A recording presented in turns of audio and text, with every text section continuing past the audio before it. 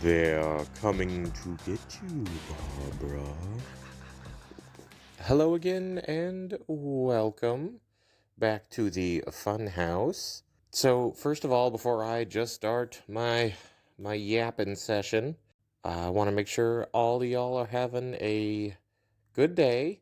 Y'all hanging in there, you're hydrating, you're drinking your water, you're eating your yummy foods and taking care of yourselves, because in these trying times, that is of the utmost importance. Please do not neglect yourself, no matter how bad things may seem. So, today's spooky topic I'm going to be rambling on about is, zombies. I mean, who the actual fuck doesn't like zombies, am I right? While I'm recording this right now, I'm catching a viewing of, the classic one and only George Romero's Night of the Living Dead. But before we waltz right into how zombies were introduced into the US in the early 20th century, I wanted to wind the clocks back a wee bit farther and talk about the origins of zombies or zombieism or zomzoms or biters or walkers or mom. So it appears here that the origins of zombies can be traced back to Haiti, where folklore tells of a witch or a sorcerer who could reinstill life back into someone who has passed on. It was believed that if you were good in life, you would ascend to the heavenly afterlife. But however, if you were not, you could come back, or you would come back to life as a zombie doomed to mindlessly walk among the living, being a mere shell of who you once were. Zombies were in fact introduced to the USA earlier on in the 20th century. However, it was not quite like our modern depiction of them. It was more so just a mindless slave who was submissive to whomever cast the spell upon them. However, here, the modern depiction that I am, or rather, the modern depiction of zombies that we have all come to love and feel a certain way about came in the 60s with this groundbreaking little film called Night of the Living Dead, which spawned the zombie topic to become a cultural phenomenon, or rather a pop cultural phenomenon here in the United States.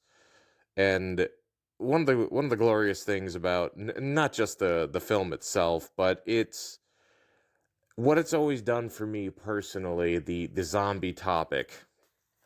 It's one of my favorite discussions. It's one of my favorite things to, well, I don't want to say think about, because that's just gloomy and doomy, but it really does pit everyone into the survivalist aspect of a long forgotten part of our human nature. One where we have to board ourselves up for protection, look out for what we have, and, you know, and avoid getting eaten by zombies. Reanimated humans. Now, there's throughout the years, there's been various different sources, different angles to the story here. Whether it was a viral infection, whether it was fungus, as brought to you by The Last of Us, which is another cultural phenomenon currently airing on HBO, based off of the one-of-a-kind video game that we all fell in love with a long time ago, but finally getting to see its story translated to a television show is pretty awesome, pretty impressive. It has a very unique angle on the viral infection that, well, yeah, that causes people to come back, reanimate, and go after other people. Ooh, spooky. But again, going back to the actual topic or discussion of a zombie scenario. Now, I remember being a kid and first playing Resident Evil on the, well, for me, it was actually the Sega Dreamcast. We had Resident Evil 2, 3, and Code Veronica. So that was the hard introduction to, like, what would you do in a zombie situation? Like, where would you go? How would you protect yourself? Would you hide up in the attic and destroy the stairs? And like I used to think about this stuff at work all the time, because I mean, what else are you gonna do when you're running a retail store? But one of the things that I would love talking to my colleagues and coworkers about would be what to do in a pharmacy if there was a zombie outbreak. And we had game plans. We had like ways we would barricade the doors, the ways we would like put the steel gates down, where we would move the steel gates, like where we take cars and block off the front of the building. Like it's something that I think everybody thinks about to an extent, or at least has considered. Like, what would you do in the modern world if hell on earth, which I mean, I realize that is subjective because some people would argue that this current timeline is hell on earth, and I wouldn't blame them. But I mean, a post-apocalyptic scenario where there is a viral infection and the only people that are alive are wonderful survivalists that know their way around the block, like they have the experience, and those are the people that would make it in through a zombie infested society, like Rick, the fearless leader, and Shane, his shitty best friend. But The Walking Dead. But so especially The Walking Dead, actually, now that I kind of triggered the thought that for a long time, I mean, it's still going.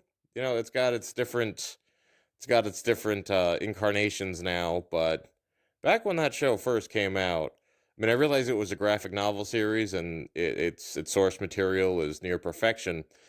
But when that show first came out, that is what really brought out the, at least for me personally, brought out the zombie survivalist situation in scenarios. I'd sit there and I'd think about, like, what would you do if you woke up after an accident and the entire world was gone? Like, worse than an episode of The Twilight Zone, worse than any form of media could portray, because you'd actually be in that situation for yourself. What would you do? Where would you go? I mean, I assume you'd naturally look for your loved ones, your family members. That's what I would do. I'd look for my partner. I'd look for my brothers, my mother, father, extended relatives. Like friends. That's the first bet. I mean, cell phones aren't going to work. There's no way. Maybe the internet would hold up in certain spots, but for the most part, probably not. So you'd really be on your own. You'd have to go back to familiar territory and gather supplies, whatever you could. I mean, who knows? Maybe your house has already been ransacked. Maybe it hasn't. Who can you trust? If you ran into people, would they be more dangerous than the zombies? Like, you already consider that nowadays. Like, the people that, that's why topics like, oh, the bear versus the man, like who would you rather run into while you're alone in the woods? Like, we have trust issues. And if you were in such a survivalist situation, would people band together and look out for each other, or would they put themselves first, like it's in our nature to do, in our general selfishness or selfish nature of our reptilian brains.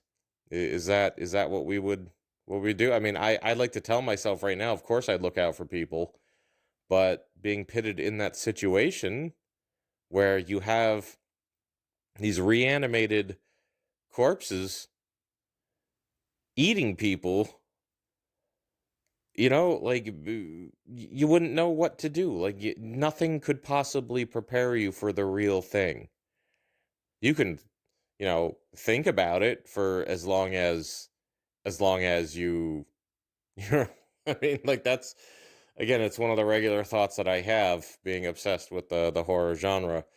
And aside from Night of the Living Dead, various other pieces of media that have definitely got me thinking is, again, Resident Evil.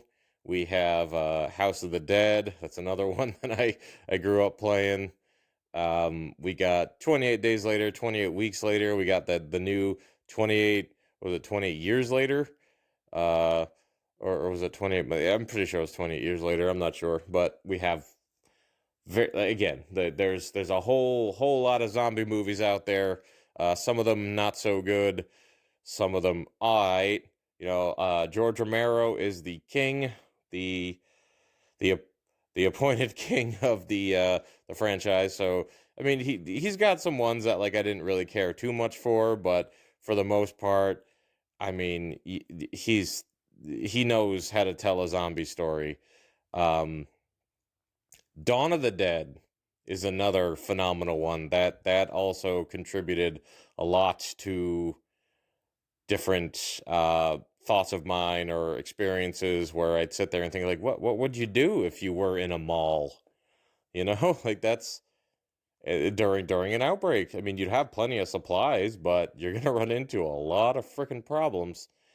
I mean, that's what also inspired Dead Rising, the Dead Rising video game series that I indulged myself with so much when that first came out. I religiously played it.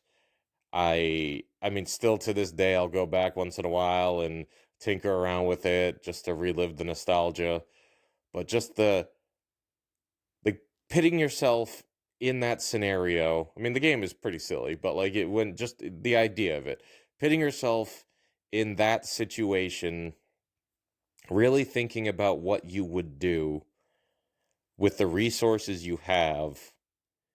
It's like it's this part of our brains that we dive back into.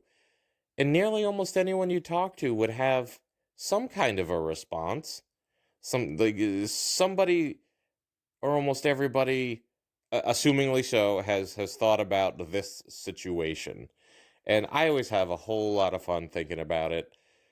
Um, if you would like to, please leave in the comments here, which I happily encourage people to do, something that you would do in this situation. Where would you go? What's the first thing if you woke up in a zombie apocalypse?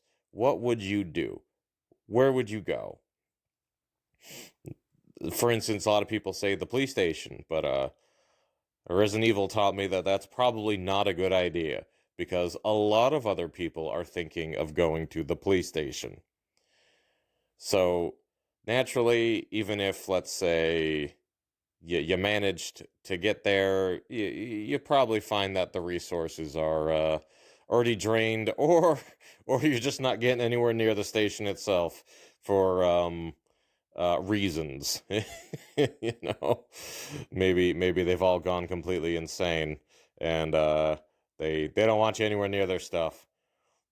But that could also lead to a whole other discussion of issues. But I mean that with all due respect.